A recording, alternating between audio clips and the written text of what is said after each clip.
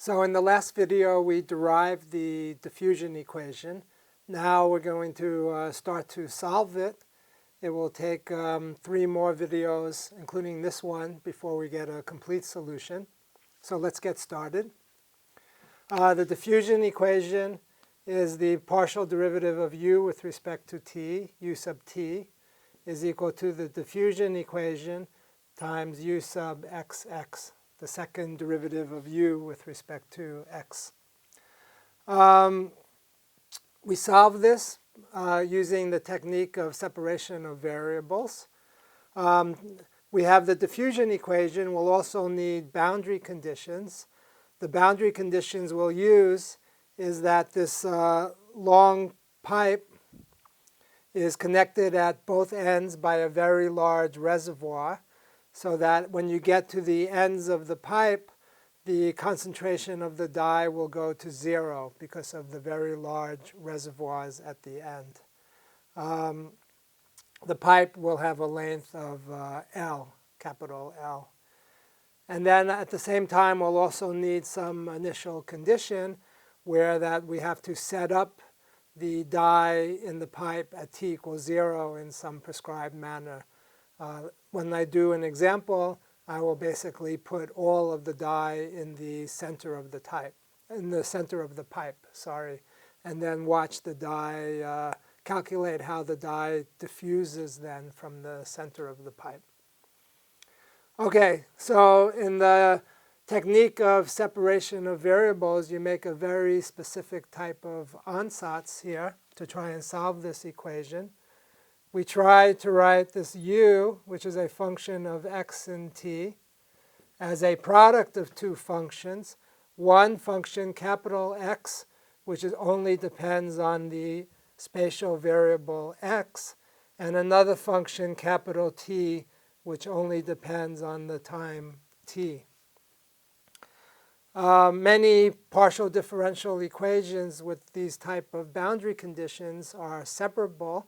So this is a very useful technique for many different types of linear PDEs. Okay, what happens if we substitute?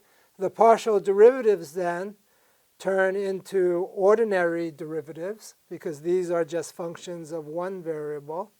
So the partial derivative with respect to time just becomes an ordinary derivative on capital T. So we get x times the ordinary derivative of capital T. So I'll drop the independent variable notation here. And that's equal to d times the second derivative with respect to x. So it will be x double prime times t. Okay, the ansatz then converted the partial derivatives into ordinary derivatives. The next step in this procedure is to put all of the x dependence on one side of the equation and all of the time dependence on the other side. So to do that, you divide this equation by x times t. I can do that in my head, I think. You divide both sides by xt, and I'm going to isolate the x double prime divided by x on one side of the equation. So the other side of the equation then will have a 1 over d times t prime divided by t.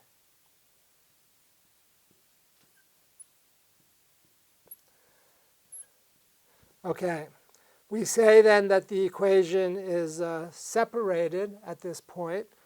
How is it separated? The left-hand side of this equation depends only on x, little x, the independent variable x.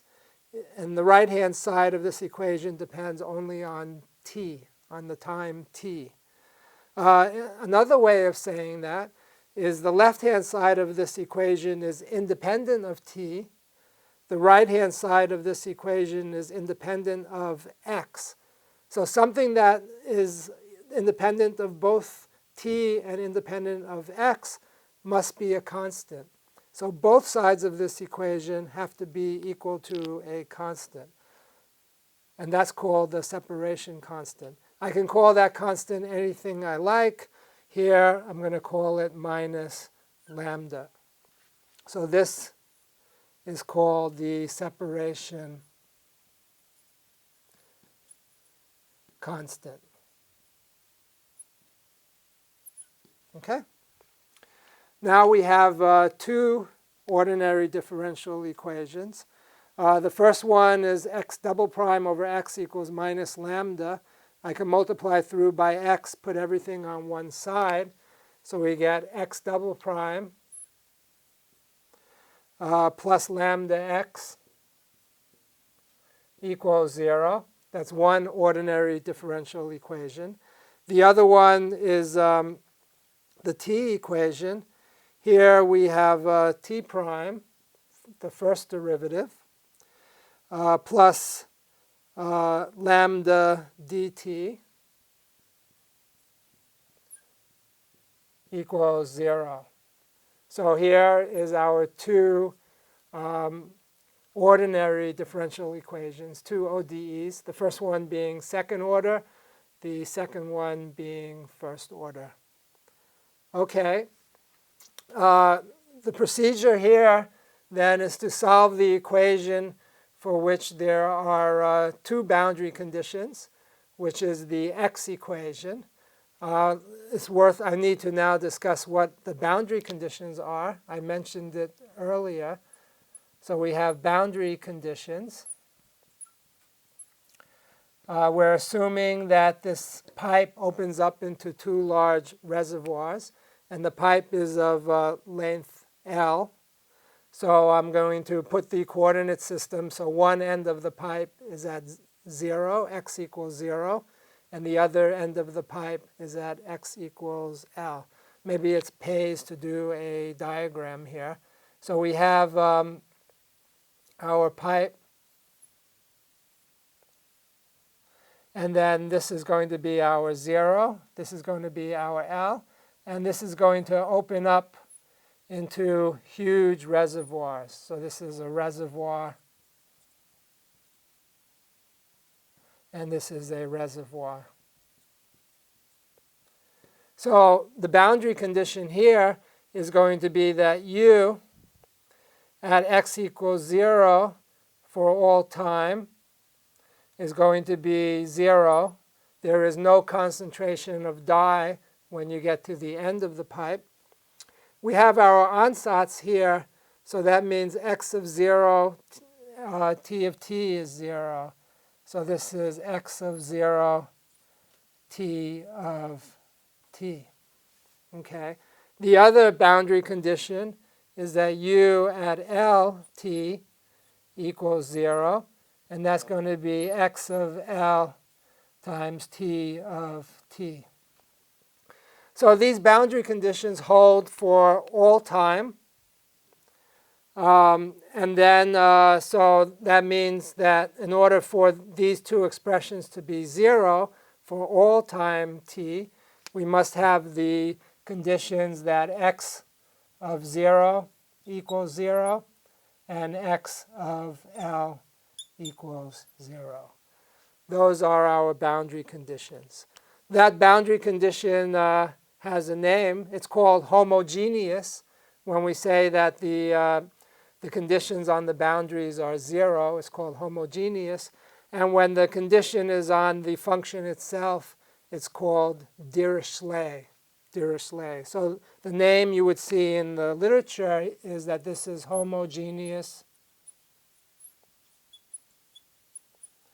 Dirichlet, named after Mr. Dirichlet, I suppose. Boundary conditions. So boundary conditions, BC for boundary conditions. Okay, so let me review. We're starting now to solve the diffusion equation. We're using the technique of separation of variables. So I'm writing the concentration as a product of two functions, one that depends only on x, one that depends only on t. When we substitute it into the PDE, we get ordinary derivatives. We put all the x dependence on one side, all the t dependence on the other side, then we can say that because they must be independent of both x and t, they're equal to a constant. And we introduce a separation constant. We do not, at this point, know what the value of that constant is. Then we end up with two ordinary differential equations which need to be solved. The order to solve them in is to first solve the x equation and then finally to solve the t equation. The x equation has the two boundary conditions. We're assuming a pipe with a reservoir on both ends, and the boundary condition will be x of 0 equals 0 and x of capital L equals 0. In the next video, we'll solve the x equation, and you'll see how the values of lambda are determined, and lambda will become what we call eigenvalues. We've all heard that word before. I'm Jeff Chasnov. Thanks for watching, and I'll see you in the next video.